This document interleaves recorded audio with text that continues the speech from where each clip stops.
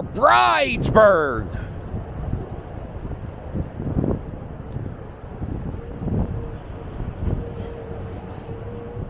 Going for a scoot. And today, ooh, it's chilly. It's a chilly day here in Bridesburg. Look at this.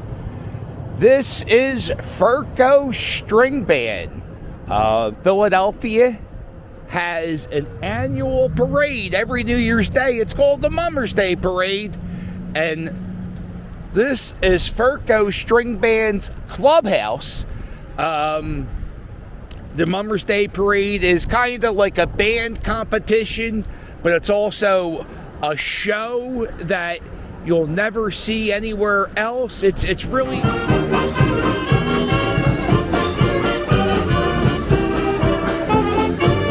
documentary with Furco.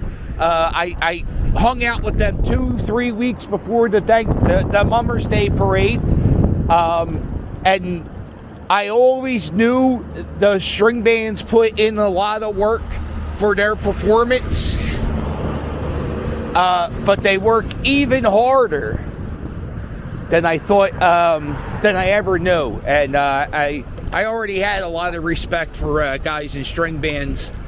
And I have now even more respect. I'm an honorary member of Furco. I'm not bragging. I'm just letting you know. Sometimes people ask me. Oh, uh-oh. Here we are. Sometimes people just drive by me in their cars and yell, here we are. This is the Frankfurt Creek, I think. And... this is very, very low. I don't think I've ever seen it this low. And, yeah, you can see the ground. Oh, anyway. All right. So we're just going for a scoot. I think I'm going to, hopefully, cut through Wyoming. Maybe show you a famous grave or two. I like to do that whenever it's near Halloween. Oh, the wind.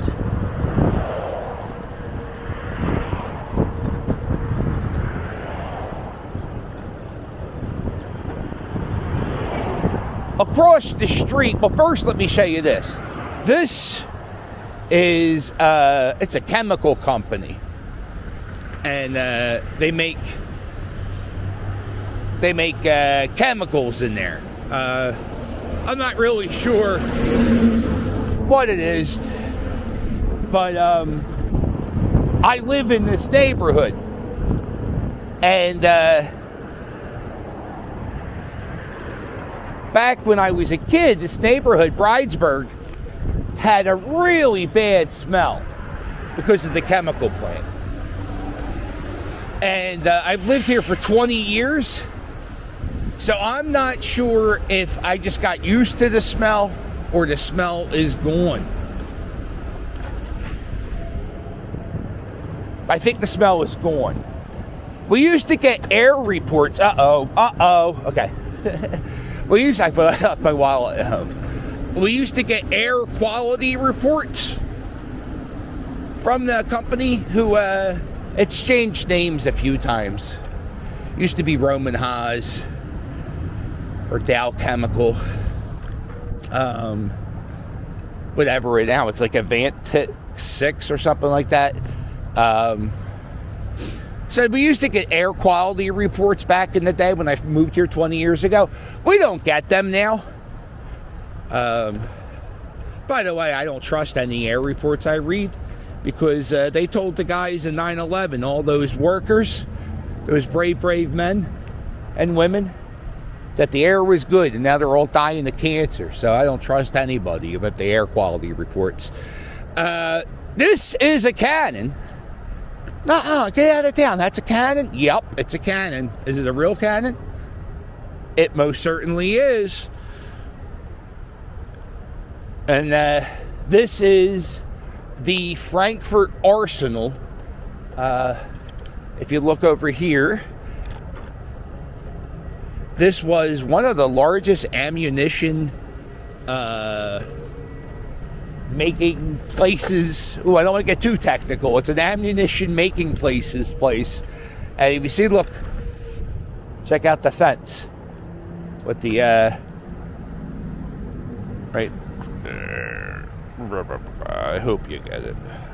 Yeah, you got it. Okay. So back, I don't really know the whole story, but they made ammunitions in here. All the buildings were used. They are no longer making ammunition in here. What they are making now is, I think they make oat milk in here, in the oat foundry. There's some schools back here. Let me go this way. And there's some houses over there, and you can't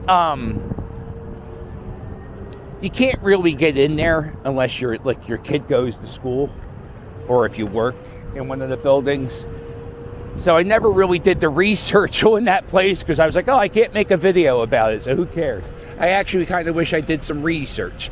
If you like history, during the pandemic, 2019, I made history videos all over the city of Philadelphia, and I made a playlist of all those videos. So if you want to check them out, check out the fence at this place. Heavy duty, and they have at the top, they have an axe. That's badass. I'm thinking we used this in World War II. I'm pretty sure we did. But who knows? I'm sure somebody does. Let me know in the comments. Oh, look at this. That looks like the guy from Mario Brothers. You take the thing out, then he explodes.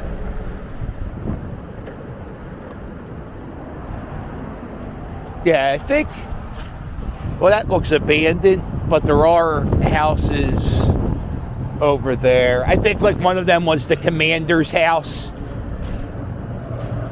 or the general. I don't know. Did I mention I don't know? Let me say that.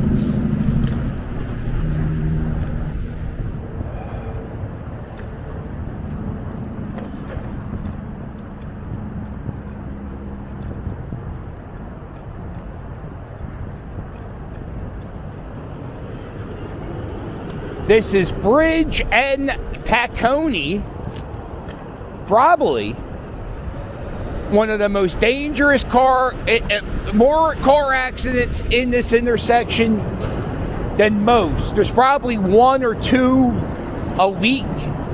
I bet you it might even be more. I was involved in a car accident there. The problem is there's a lot of traffic and you got to make a yellow light left turn. And, yellow light left turns sometimes turn into red light left turns. And a lot of people just get clipped trying to catch that light. There's Fibber McGee's bar. This would be, you know what I would call this? Classic old school Philly bar. What would I say? It's like a working class bar. It's pretty nice in there. They have that one bartender, Agnes, is a sweetheart. She comes out to Quizzo, but she's a really, really nice lady. And every time I go by this, I want to go in there and say hi to her when I drive by. Always a packed house. I don't ever want to go bother her. This is probably the worst pavement in the world. I have no idea how anybody in a wheelchair gets past this part. I could barely do it on the scooter. And now we are on the other side of the tracks.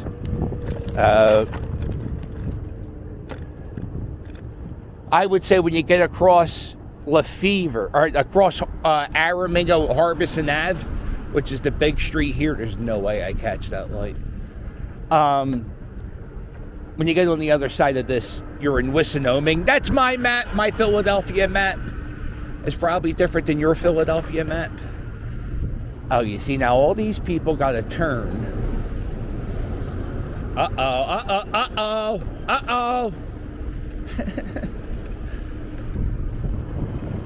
Let's go. Where are we going? Oh, you know, let's check out this new store.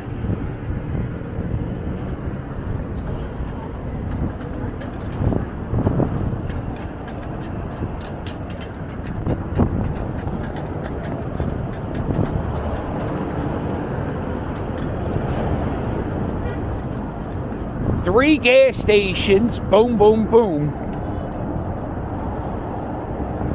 And there's another one on the corner. That one, for some reason, the gas station on the corner is always like 15 cents more. It's always been that way for years. And I don't know why, I guess people pay it, so he doesn't give a shit. Alright, so where we go? We're going to go look at some graves. Ooh, Halloween.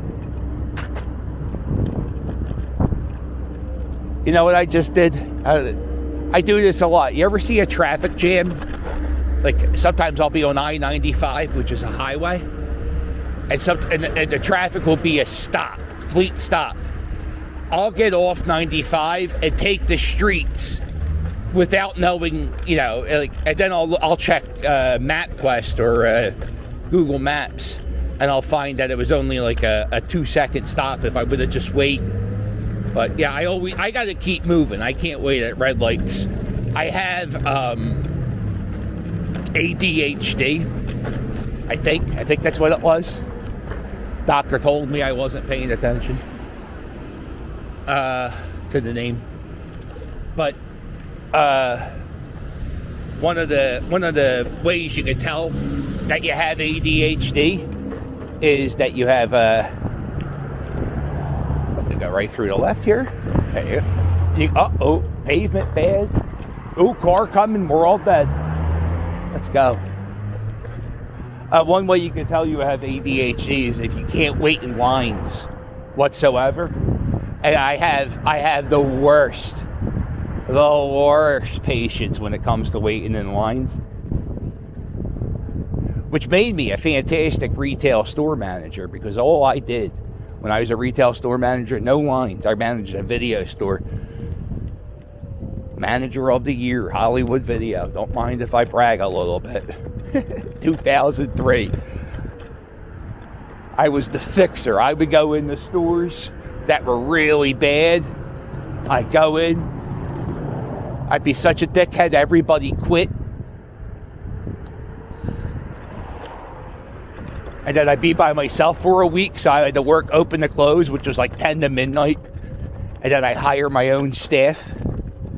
And then my store would be fixed. I would give it a store to the assistant manager and go to the next pile of shit store and fix it up. The fixer.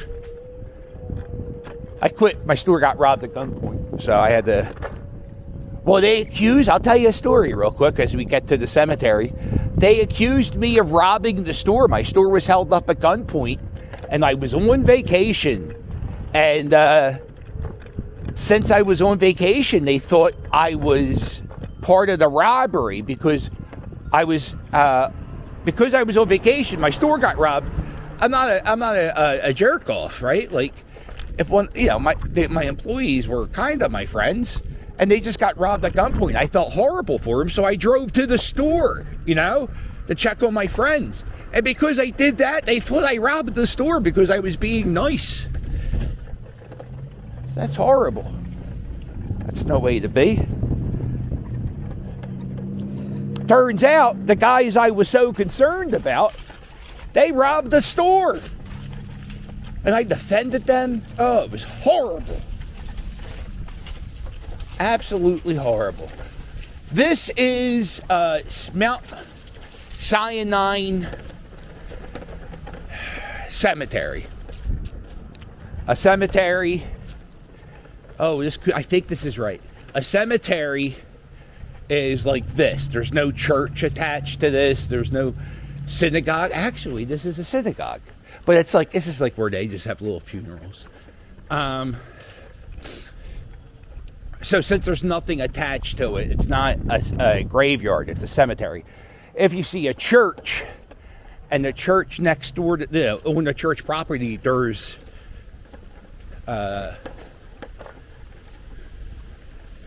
there's a graveyard. That's a graveyard, because if you see the grave, because it's the yard of the church and there's graves. The end. So this is probably the nicest cemetery. There's 3 really beautiful cemeteries in Philadelphia. 2 of them are the Laurel Hill cemeteries, and then there's this cemetery, Mount Sinai. Now this neighborhood is Wissanoming, and if you go that way about a block, you're at the Frankford Transportation Center, or maybe a little bit more than a block. But also in between, no, it's like 5 blocks. Because in between here and the the train station, is one of the most dangerous intersections in Philadelphia with violence and drug dealing. So this place here is kind of a little safe place you can go if you live in the neighborhood. Nobody goes in here, and they maintain the ground, so it's kind of pretty. It's beautiful in here. But it's, it's a cemetery. I saw an article. They said this cemetery is one of the best places to go for a walk. Like, it's a beautiful place to. Look at the leaves and the colors. I'm colorblind, so I can't see the leaves. So anyway, let me see. Let's see. Who's this guy? This is the Gimbel family. Gimbel department store. They're buried here. This guy, Bernard Gimbel, he is the Gimbel brother who had the idea of having a parade on Thanksgiving. The first Thanksgiving Day parade happened in Philadelphia, not New York City. Fun fact. I like that fact. This is the Litt Brothers. This is pretty much department store row, if you could call it a thing like that. Snellingberg, that was a department store in Philadelphia. Gimbel, that's a department store in Philadelphia. The Litt Brothers are buried. I think they're buried here. It's okay, we'll find them. No big deal. Nah, they're somewhere else. But I'll tell you what, this guy right here, he sort of affected your life in some way or another. It may not be him directly, but his son, made TV. You ever watch the show 60 Minutes? Well, his son is like the creator of 60 Minutes. This is the grave of Samuel Paley. His son, Sam Paley Jr. There's a venue in Los Angeles called the Paley Center. If you go to Temple University, the Paley Building is named after this man buried here.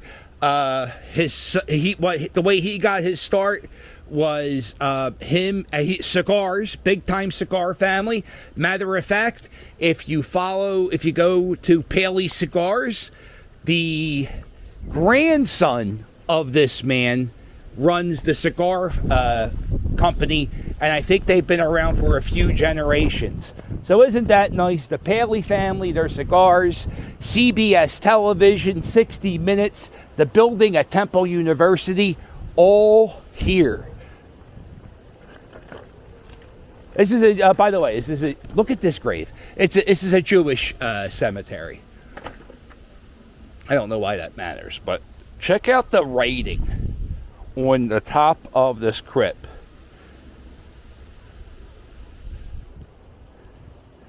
And then, it definitely has an Art Deco feel to it. And can't really. There is a cemetery I think it's near West Philly, and not really grave robbers, but people were ripping off the doors to the crypts because they were made of either brass or some type of metal that you could recycle. And there was a lot. I think there was like at least 10 where they just ripped off the doors. Check out this one. This is that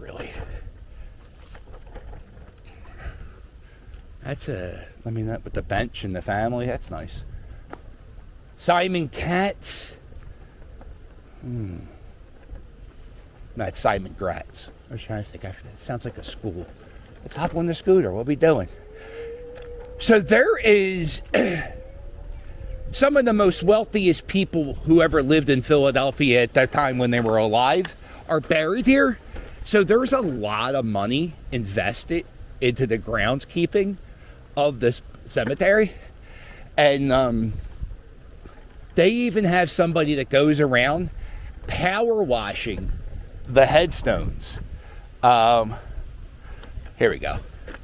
So this is Jules Mastbaum. Jules Mastbaum was, if you lived in Philadelphia, Mastbaum High School is named after him. It's a Votech school. It's in Kensington. He was a big-time movie theater mogul, and he was a big art collector. He collected a lot of art. I guess that's a good word. He collected a lot of art from Rodin, the guy who did The Thinker. And if you go to the Museum District of Philadelphia, there is a Rodin museum, and it was donated. All the statues were donated by this man, Jules Mastbaum. And he was married to Etta, and Etta, her father was one of the Litt brothers, and the Litt brothers owned a department store, and there's some more over here, and some more Litt brother. That might be the mom and dad Litt. The Litt brothers had this department store. It's one of the prettiest buildings in Center City. It's still around. It's called the Litt Brothers Building. I go in there from time to time, and they don't make department stores the way I don't think they even make department stores anymore. Just department stores move into the space of old department stores. Prettiest building in the city. It's at 8th and Market, 7th and Market. So that's this cemetery. There's more cemeteries.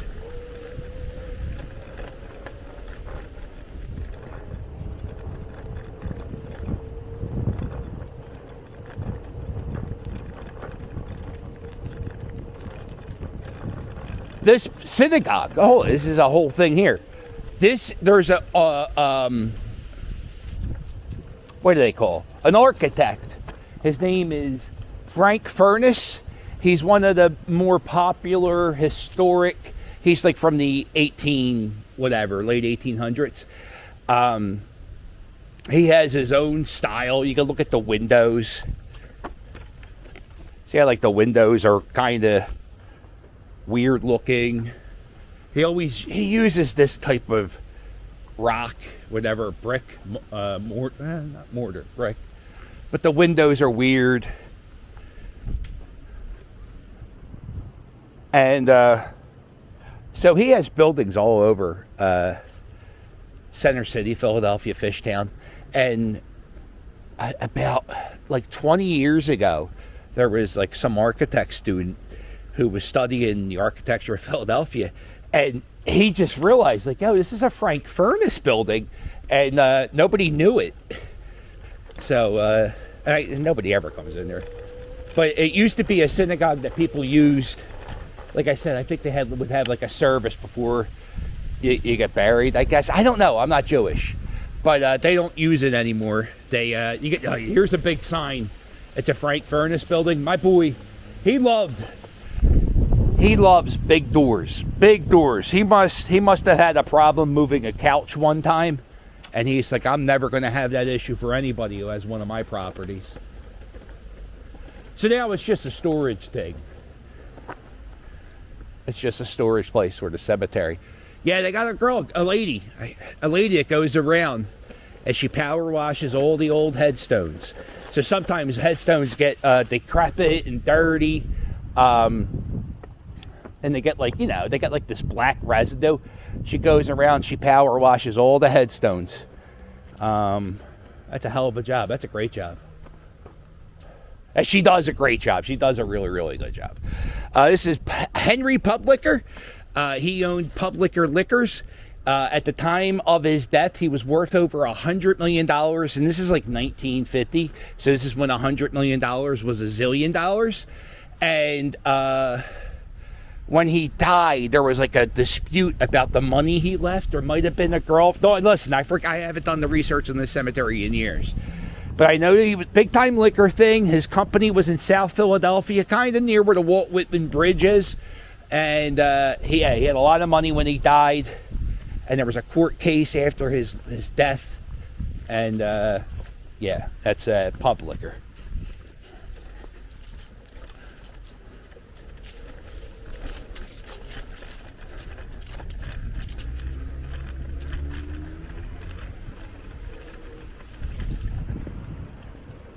Also, other people buried in the cemetery. One of the Pet Boys, Manny, Mo, and Jack. I'm thinking Manny. Could be Mo. I don't think it's Jack.